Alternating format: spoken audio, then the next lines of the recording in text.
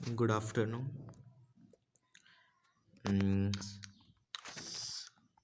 सल्तनत काल। दिल्ली सुल्तान का शासन कब प्रारंभ हुआ? Question first. इसका आंसर है 1206। जो दिल्ली में सुल्तान उनका स्टार्ट हुआ वो हुआ 1206 में स्टार्ट हुआ था। क्वेश्चन। मोहम्मद गोरी की मृत्यु के बाद कुतुबुद्दीन ऐबक, जो मोहम्मद गोरी के दो थे, मोहम्मद गोरी के दो गुलाम थे। पहला जो गुलाम था उसका नाम था महमूद गजनवी, जिसने तुम्हें पता 17 बार भारत में आक्रमण करा। और सेकंड है उसका नाम है कुतुबुद्दीन ऐबक। कुतुबुद्दीन ऐबक गुलाम वंश का संस्थापक था। लाहौर में इस राज्यारोहण करा था। यह दिल्ली का पहला तुर्क शासक था। तुर्क मुस्लिम तुर्की देश का नाम, तुर्की राज्य और दिल्ली सुल्तान का संस्थापक। तो दिल्ली सुल्तान का जो संस्थापक है उसका नाम है कुतुबुद्दीन ऐबक। नाम 1206, ये वाला 1206, ये 1206, ठीक है। 1206 ईस्वी में सल्तनत काल स्टार्ट हुआ। अजमेर में 2.5 दिन का झोपड़ा, सॉरी गलत लिखा हुआ है, वो 2.5 दिन का झोपड़ा है, उसको बनाया था कुतुबुद्दीन ऐबक। इसको याद कैसे करेंगे? इसमें क्वेश्चन लिखा है 2.5 दिन का झोपड़ा, 2.5 दिन का झोपड़ा, हर कुछ होता रहता है इसमें। तो आप कैसे याद करेंगे? अजमेर में 2.5 दिन का झोपड़ा कुतुबुद्दीन ऐबक ने बनाया था। देखो, मोहम्मद गोरी का जो गुलाम था कुतुबुद्दीन ऐबक, कुतुबुद्दीन गुलाम था, गुलाम मतलब भिखारी टाइप का था। अब 2.5 दिन का झोपड़ा है, जो सोचो 2.5 दिन का, आधे दिन का झोपड़ा बना रहा है, वो एक भिखारी टाइप का इंसान ही हो सकता है। ठीक है, उस टाइप से याद कर सकते हैं। तो कुतुबुद्दीन ऐबक ने 2.5 दिन का झोपड़ा बनवाया था अजमेर राजस्थान। उसने बहुत सारी इमारतें बनाई थी, जैसे कुब्बत उल इस्म, कुतुब मीनार। अब इसमें कुतुब मीनार में याद करने की क्या जरूरत है? देखो, कुतुबुद्दीन ऐबक में आगे का जो नाम देखो, कुतुबुद्दीन मतलब कुतुब आगे लगा है, तो कुतुब मीनार, कुतुब इसमें भी आगे लगा है। इसमें देखो कुतुब, ये कुब्बत लिखा है, उसमें भी कुतुब, कुब्बत का मीन्स कुतुब ही होता है। अब इसमें हमने ये सबसे मोस्ट इम्पोर्टेंट क्वेश्चन है, थर्ड। अब इसमें मतलब जमाना है क्रम से। फर्स्ट है इलवारी तुर्क, दूसरा है खिलजी वंश आता है, इसके बाद आता है तुगलक वंश, इसके बाद आता है सैयद वंश, फिर आता है लोधी वंश। ये क्वेश्चन को मैं, ये देखो याद नहीं, देख लो इसको, क्वेश्चन को, इसकी स्क्रीनशॉट ले लेना और पढ़ाई कर लेना इसमें से। कुतुब मीनार किस प्रसिद्ध शासक ने पूरा किया? इसका आंसर है इल्तुतमिश। कुतुबुद्दीन ऐबक गुलाम वंश का संस्थापक, इसने बनवाया था कुतुब मीनार। इस टाइप से उसने कुतुब मीनार बनवाया था, ये इस टाइप से उसने कुतुब मीनार बनवाया था, बट वो अधूरा रह गया था, वो मर गया था। उसकी मृत्यु किस में से हुई थी? चौगान, पोलो, चौगान को हम पोलो बोलते हैं, जो घोड़े पे खेलते हैं तलवार लेके, पोलो, वो पोलो खेलते हुए उसकी मृत्यु हो गई थी। फिर लिखा है जो कुतुबुद्दीन ऐबक है, इसका जब किस पूरा इल्तुतमिश कौन है? कुतुबुद्दीन ऐबक का गुलाम, कुतुबुद्दीन ऐबक का गुलाम, मोहम्मद गोरी का गुलाम कुतुबुद्दीन ऐबक का गुलाम इल्तुतमिश। 5वां क्वेश्चन।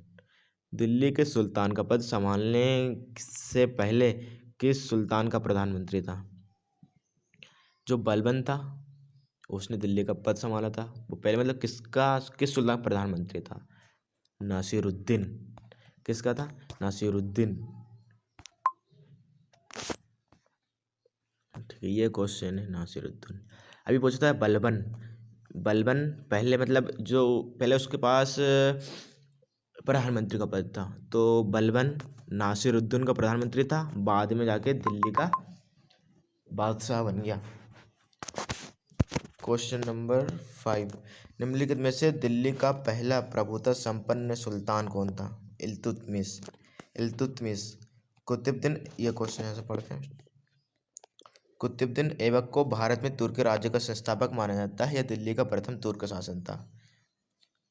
सिंहासन बैठने पर सुल्तान की उपाधि नहीं ग्रहण की, बल्कि केवल मलिक और सिपह सालार की पदवी से संतुष्ट था। ऐबक ने अपने नाम का खुतबा पढ़वाया और नहीं अपने नाम के सिक्के चलवाए। बाद में गोरी के उत्तराधिकारी गयासुद्दीन के सुल्तान ऐबक ने 1206 से 1210 तक लाहौर का संचालन किया। राजधानी लाहौर थी उस वक्त।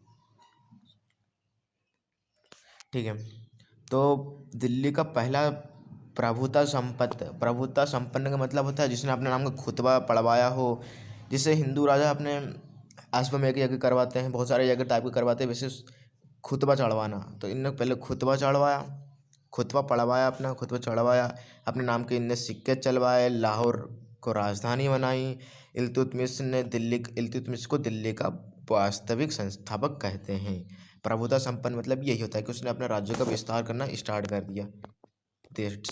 ये इल्तुतमिश ने क्या किया था? दिल्ली सल्तनत का उद्धारक मतलब असली बादशाह, असला जिसने बादशाह उसी को बोलते हैं जो अपने धर्म मतलब अपने राज्य का विस्तार करे, कुछ नियम कानून लागू नीति सिपाही रखे, उस टाइप से। तो इल्तुतमिश उसका गुलाम था, कुतुबुद्दीन ऐबक का गुलाम था इल्तुतमिश। ये दिल्ली सल्तनत का बादशाही। इसने क्या क्या करवाया था देखो यहाँ पे, अंगों मुक्ति प्रणाली, सैन्य व्यवस्था करी, मुद्रा प्रणाली, सबको व्यवस्थित करा था इनने। ठीक है, नेक्स्ट क्वेश्चन।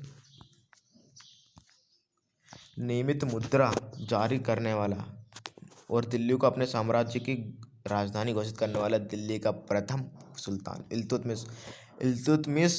इल्तुतमिश नाम रट लेना इसको। इल्तुतमिश को दिल्ली का वास्तविक संस्थापक बोलते हैं। ये एक तुर्की था, तुर्क देश आया था, क्योंकि इनने अपनी सैन्य व्यवस्था करवाई, अपने नाम का खुतबा चढ़वाया, सिक्के मुद्राएं चालू करवाई, सोने। अब ये तो बहुत ही क्वेश्चन ईजी था। इल्तुतमिश, ये क्या हो गया, इसको हटाता हूँ मैं। ठीक। चंगेज खान ने जलालुद्दीन का पीछा करते हुए किसके शासनकाल में भारत की सीमाओं पर आक्रमण किया? चंगेज खान ने जलालुद्दीन का पीछा करते हुए किसके शासनकाल में भारत की सीमाओं पर आक्रमण किया? इल्तुतमिश जिसने एकता प्रणाली चालू की थी, एकता प्रणाली, उसने कुतुब मीनार का अधूरे काम को पूरा करा था। एक मंगोल आक्रमणकारी था चंगेज खान, इनके बीच में हुई थी, युद्ध हुआ था। तो इल्तुतमिश का पीछा करते हुए भारत के अंदर एंटर किया था उसने। इल्तुतमिश के शासनकाल में उसने सिंध पर आक्रमण किया था 1220 में, और परंतु इल्तुतमिश द्वारा मांग भरने की कोई सहायता नहीं किया जाने 1228 में। कोई दिक्कत नहीं, क्वेश्चन अच्छा है, बाकी समझ में नहीं आ रहा मेरे को भी।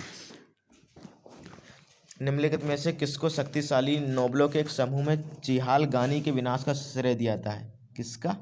चिहालगानी का मतलब होता है 40 तुर्क सरदार। चिहालगानी का मतलब होता है 40, ये लिखा है 40 तुर्क सरदारों का दल, इसको बोलते हैं। तो जो बलबन ने क्या किया था? बलबन ने इल्तुतमिश ने एक 40 तुर्क सरदार थे जिनको बड़े बड़े पद दिए थे। इल्तुतमिश ने 40 सरदारों को बड़े बड़े पद दिए थे, तो बलबन ने इस 40 सरदारों को कट कर दिया, मतलब उसने अपने राज्यों में इसको मना कर दिया। 11th question. प्रसिद्ध फारसी त्योहार नवरोज को हम नवरोज बोलते हैं। नवरोज भी, ये तो क्वेश्चन नवरोज में आता है, हम नवरोज में हमें टिक लगाना पड़ा। नवरोज, यह है नवरोज, ये एक फारसियों का बहुत ही अच्छा, कहे तो फारसियों का एक त्योहार है। वर्ड्स नहीं मिलते बहुत सारे। फारसी त्योहार नवरोज को चालू किसने करवाया था? बलबन ने। किसने चालू करवाया? बलबन। इसने फारसी परंपरा को अपनाया था। सिजदा तथा पायबोस, दो प्रथा होती है फारसी धर्म की, एक सिजदा होती है, पायबोस होती है। इसको आरंभ किया था। अपना संबंध फिरदौसी के शाहनामा में अफरसयाब को जोड़ा। फिरदौसी, अच्छा, फिरदौसी जो लेखक है उसने शाहनामा नाम की एक बुक लिखी थी। फिरदौसी ने कौन सी बुक लिखी? शाहनामा।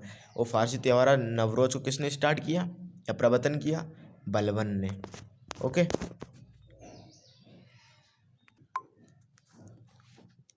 ट्वेल्थ क्वेश्चन लिखा है, चहलगानी या फोर्टी के रूप में विख्यात। चहलगानी का मीन्स बताते मैंने अभी, जो 40 तुर्की सरदार थे जिनको बड़ी बड़ी उपाधियाँ दी थी, इसको भंग किसने किया था? मतलब 40 सरदारों को एक व्यवस्था, इल्तुतमिश ने 40 सरदारों की एक व्यवस्था बनाई थी। इससे अकबर ने नवरत्नों को बनवाया था, विक्रमादित्य ने भी कुछ तो बनवाया था। वैसे जो चहलगानी या 40 सरदार का एक ग्रुप रहता है, उसको तोड़वाने का कार्य या उसको अधिकार समाप्त करने का कार्य बलबन ने किया था। ये क्वेश्चन एक बार अभी पढ़ा था। चहलगानी में 40 सामंतों का एक समूह। निम्नलिखित में से वह अकेली रानी कौन थी जिसने दिल्ली का शासन किया? रजिया सुल्तान। रजिया सुल्तान भारत की सबसे पहली एक सी नारी या महिला थी जिसने पूरी दिल्ली सल्तनत को हिलाकर रखा था। प्रथम मुस्लिम शासिका, पहली महिला शासिका। ये किसकी पुत्री थी? इल्तुतमिश की। और रजिया के बारे में कहते हैं कि यह हमेशा लड़कों की तरह वेशभूषा बना कर रखती थी, खुले मुंह से दरबार में जाते थे। पुरुषों की तोरा चोगा, चोगा मीन्स माथे में पहनने वाला एक रहता है चोगा जिसको बोलते हैं, चोगा और कुल्ला बन मतलब पूरे पुरुषों की तरह रहती थी, एक मर्द टाइप की रहती थी। अब क्वेश्चन है, रजिया सुल्तान किसकी बेटी थी? इल्तुतमिश की। क्वेश्चन ये दिया है, इल्तुतमिश की ये बेटी थी। रजिया सुल्तान किसकी बेटी थी? इल्तुतमिश। 15, वे दो वंशज कौन थे जिन्होंने खिलजी शासकों से तत्काल पहले और बाद में शासन किया? मतलब ये, एक मिनट, खिलजी है ना, मतलब जिसने खिलजी से पहले और खिलजी के बाद, ये हो गया खिलजी। ठीक है, खिलजी के एक पहले शासक मतलब वंश और दूसरे से, तो खिलजी से पहला था गुलाम, गुलाम कुतुबुद्दीन ऐबक गुलाम, इल्तुतमिश गुलाम, रजिया सुल्तान गुलाम, बलबन। फिर उसके बाद आता है खिलजी वंश, जलालुद्दीन खिलजी, अलाउद्दीन खिलजी। फिर इसके बाद आता है तुगलक वंश। पहले खिलजी, गुलाम, फिर आता है तुगलक वंश, मोहम्मद बिन तुगलक और मोहम्मद बिन तुगलक, ऐसे बहुत सारे शासक आए। खिलजी के, दिल्ली के खिलजी सुल्तान थे तुर्क, जो अधिकतर जो आए वो तुर्की थे। दिल्ली पर अधिकतर शासन तुर्कियों का था। खिलजी मूलतः तुर्क थे। ये कहाँ से आए थे? अफगानिस्तान से आए थे, अफगानिस्तान से आए थे। उनमें से कुछ मोहम्मद गोरी और मोहम्मद गजनवी के सैनिकों के रूप में भारत आए थे। मध्य एशिया से आए थे शरणार्थी ग्रुप में।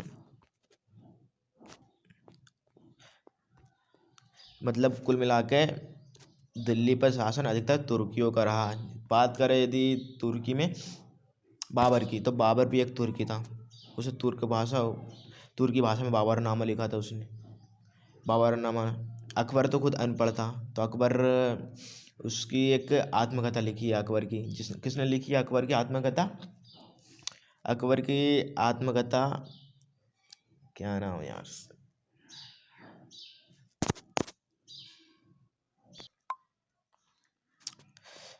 सेकंड क्वेश्चन 17, स्वयं को दूसरा सिकंदर सानी कहने वाला अलाउद्दीन खिलजी। अलाउद्दीन खिलजी ने स्वयं को सिकंदर ए सानी कहा था।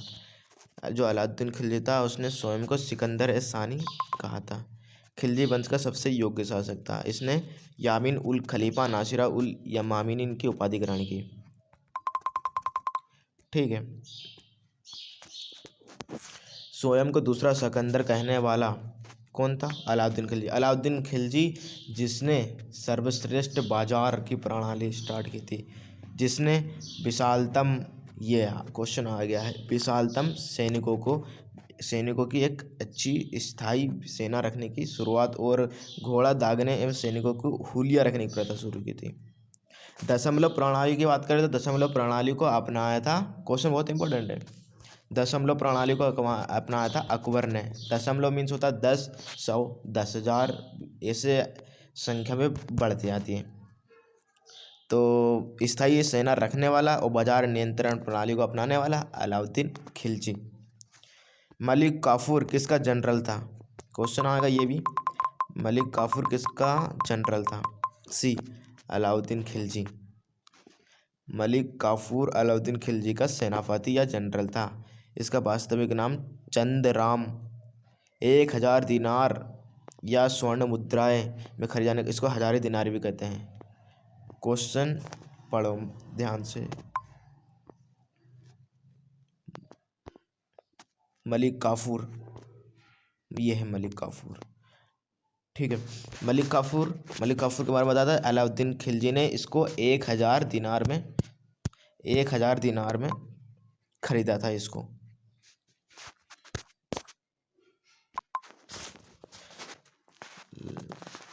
क्वेश्चन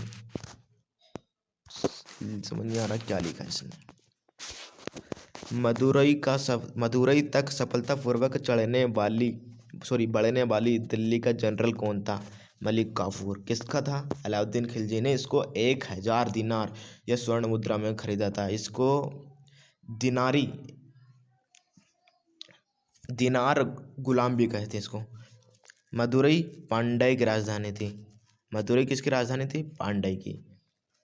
ठीक है, याद कैसे करेंगे? जैसे हम बोलते हैं ना पांडव, दारू आजकल आम बात हो गई, शराब पीते हैं, तो मदुरई या मदुरई को हम जस्ट बोलते हैं ना, मदिरा शराब, मदुरई शराब, पांड्य, तो पांड्य क्या पीते थे? मदुरई शराब पीते थे। दिल्ली सुल्तान अलाउद्दीन खिलजी के सेनापति जनरल के रूप में मलिक काफूर ने वहाँ आक्रमण किया। अच्छा, यादव वंश था, उनकी राजधानी थी, पता है कि यादव वंश की जो राजधानी थी देवगिरी, उनकी राजधानी देवगिरी थी। दक्षिणी विजय करने का मिशन अलाउद्दीन खिलजी ने किसको सौंपा? मलिक काफूर। बाजार विनियमन प्रणाली किसके द्वारा प्रारंभ की? मैंने अभी बताया था कि जिसने स्थायी सेना रखी थी। क्वेश्चन, स्थायी सेना आर्मी रखी थी जिसने, आर्मी, ये वाला आर्मी, प्लस बाजार विनिमय प्रणाली, जिसके मतलब शासनकाल में बाजार बहुत ही अच्छे तरह से चलता था। बाजार, दीवान ए रियासत, वहाँ पर मतलब कोई महंगे सब्जी, महंगे चीज़ें कोई नहीं कर सकता था। जितने दाम फिक्स है, राजा जितने तय करता था सिर्फ उतने दाम लगाए जाते थे। ये क्वेश्चन, वह सुल्तान कौन था जिसने खलीफा के अधिकार को मानने से इनकार कर दिया? खलीफा के अधिकार, वो उसका आंसर है अलाउद्दीन खिलजी। खलीफा के अधिकारों को मानने से इनकार कर दिया, जबकि कुतुबुद्दीन मुबारक खिलजी ने स्वयं को खलीफा घोषित कर दिया। अलाउद्दीन खिलजी के बचपन का नाम था अली गुरसास्फ। फिर अलाउद्दीन खिलजी वंश का सकता है वैसे। मुबारक खिलजी, ये भी मुबारक खिलजी, ये लिखा है ना नीचे, एक मिनट हटा देता, इसको दिख नहीं रहा होगा। ये है कुतुबुद्दीन मुबारक खिलजी, ये भी खिलजी वंश का शासक था। इसने तो सिर्फ मना किया था कि खलीफा के अधिकार को मानने से इनकार कर दिया, बट इसने तो खुद खलीफा बन गया था, खुद को खलीफा घोषित कर दिया था। ठीक है, आगे क्वेश्चन, कुछ ज़्यादा ही लंबी वीडियो हो गई। भारत का तोता किसे कहा जाता था?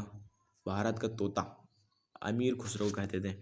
क्यों अमीर खुसरो को भारत का तोता इसलिए कहा जाता था क्योंकि उसने बहुत सारी रचनाएं की थी। भारत का तोता मीन्स इसने हिंदी में बहुत सारी रचनाएं लिखी थी। अमीर खुसरो की पहेलियाँ, 5वीं क्लास में भी इसकी बहुत सारी पहेलियाँ दी है।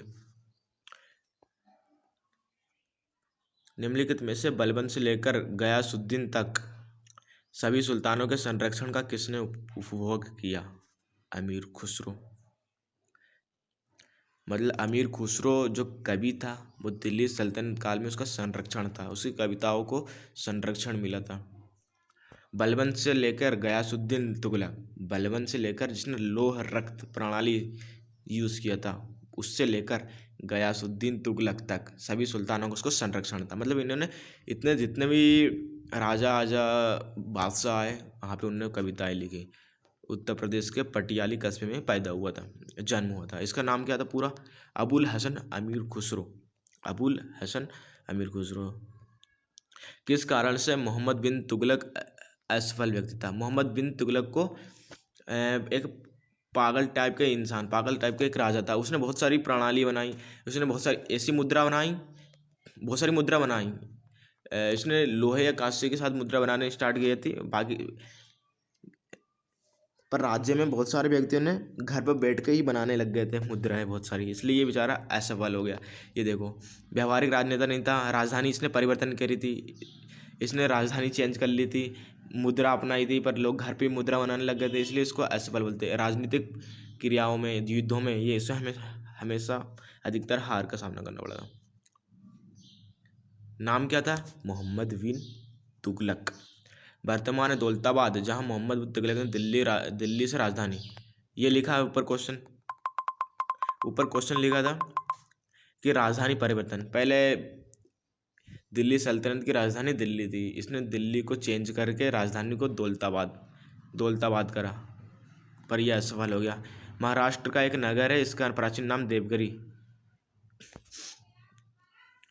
दौलताबाद अहमदनगर में है, अहमदनगर में। दौलताबाद इसने चेंज करी थी। इसने मुद्रा का विनिमय प्रणाली, मुद्रा को चेंज किया था। जैसे सोने चांदी की जगह उसने कांस्य की मुद्रा का चालन किया था, बट कांस्य की मुद्रा लोग घर पे ही बनाना स्टार्ट कर दिए थे। क्वेश्चन नंबर 28, ब्राह्मणों पर भी जजिया कर लगाने वाला दिल्ली का सुल्तान कौन था? फिरोज तुगलक, जिसने ब्राह्मणों, जजिया कर एक गैर मुस्लिमों से लगाया जाने वाला कर, हिंदू इसमें फर्स्ट पे आते हैं, हिंदू पे लगाया जाता है। फिरोज तुगलक जो था उसने ब्राह्मणों पर भी जजिया कर लगाया था। ब्राह्मणों पर जजिया कर लगाने का दिल्ली का सुल्तान, उसने हिंदुओं को जिम्मी, इस्लाम स्वीकार न करने वाला कहा, जिम्मी, जजिया कर लगाने वाला। और सर्वप्रथम जजिया कर जिसने स्टार्ट किया था वो मोहम्मद गोरी ने सबसे पहले जजिया कर लगाया था। उसके बाद फिरोज तुगलक ने ब्राह्मणों से लेने वाला प्रथम। भारत में चमड़े की प्रतीक मुद्रा किसने प्रारंभ की? मोहम्मद बिन तुगलक। ये है मोहम्मद बिन तुगलक, जिसने पहले कांस्य की मुद्रा बनाई थी, जो लोग घर में बैठ के बनाया करते थे, तो असफल हो गया। इसने स्थायी सेना रखने की कोशिश करी, पर उसकी सेना असफल हो गई, राजनीतिक नेता नहीं बन पाया, ऐसे बहुत सारे कारण। उसने अपनी राजधानी दिल्ली से दौलताबाद करी। अब उसने चमड़े की प्रतीक मुद्रा बनाई, फिर भी बेचारा असफल हो गया। क्वेश्चन इंपॉर्टेंट है बहुत। फिर तीसरा क्वेश्चन, मनियारों का राजकुमार, मोहम्मद बिन तुगलक। मनियारों का राजकुमार, मनियार मीन्स पता तो नहीं है, बट यहाँ तक पता है कि बेवकूफ़ राजा था एक, बिल्कुल ही। कुतुब मीनार को जैसे हम आज उसे देखते हैं, अंततः पुनर्निर्माण किया गया था फिरोज तुगलक द्वारा। कुतुब मीनार को बनाया किसने था? बनाया था कुतुबुद्दीन ऐबक ने। बनाया किसने था? कुतुबुद्दीन ऐबक ने। फिर जो बचा वो काम किसने करवाया था? इल्तुतमिश ने। फिर लास्ट में इसका पुनः निर्माण डबल से इसको बनवाया किसने था? मतलब डबल से बहुत सारे काम बचे रहते हैं, उसको डबल से रिपीट करके उसका सुधार, निर्माण और कार्य किया था, पुनः निर्माण जिसको बोलते हैं, वो किया था किसने? फिरोज तुगलक ने। ये फिरोज तुगलक वही है जिसने ब्राह्मणों पर जजिया कर लगवाया था। 25वां क्वेश्चन, किस वंश के सुल्तानों ने सबसे अधिक समय तक शासन किया गया था? मतलब कौन सा वंश का, किस वंश का जो सुल्तान है जिसने सबसे अधिक समय तक भारत पर या दिल्ली सल्तनत में शासन किया था? तो इसका आंसर है तुगलक वंश। दास वंश ने किया था 1206, तो खिलजी ने किया था 1290 से 1320, तुगलक ने 1320। चलो नीचे दिए गए दिल्ली के सुल्तानों के वंश को कालानुक्रम, फर्स्ट पे कौन सा आता है? सबसे पहला आता है गुलाम वंश, फिर गुलाम वंश के बाद आता है खिलजी वंश, खिलजी वंश के बाद आता है तुगलक वंश, तुगलक वंश के बाद आता है सैयद वंश। फर्स्ट पे गुलाम, खिलजी, तुगलक, फिर इसके बाद आता है सैयद। इसका एक बार स्क्रीनशॉट ले लेना और इसको अच्छे से याद कर लेना, स्क्रीनशॉट। ठीक है, मैं हटा देता हूँ इसको। 2 क्वेश्चन बचे हैं मोस्ट इम्पोर्टेंट। निम्नलिखित में से किस सुल्तान ने सती प्रथा रोकने का प्रयास किया? मतलब सती प्रथा हिंदू की प्रथा राजपूतों ने अपनाई थी। इसमें यदि पति की मृत्यु हो जाए तो उसमें पत्नी को जिंदा उसके साथ बैठा के जला देते थे। तो इसको रोकने का प्रयास किसने किया था? मोहम्मद बिन तुगलक। चाहे मोहम्मद बिन तुगलक को एक पागल या बेवकूफ़ बात से ज़रूर कहते हैं, बाकी उसने सती प्रथा को रोकने का प्रयास किया। This is great. यात्री इब्न बतूता कहाँ से आया था? यह आया था कहाँ से? इसका आंसर मुझे, वैसे आंसर तो दिया है इसका आंसर है मोरक्को से आया था। यात्री इब्न बतूता भारत की यात्रा करने आया था मोरक्को। ठीक है, मिलते हैं अगली वीडियो में। Thank you so much.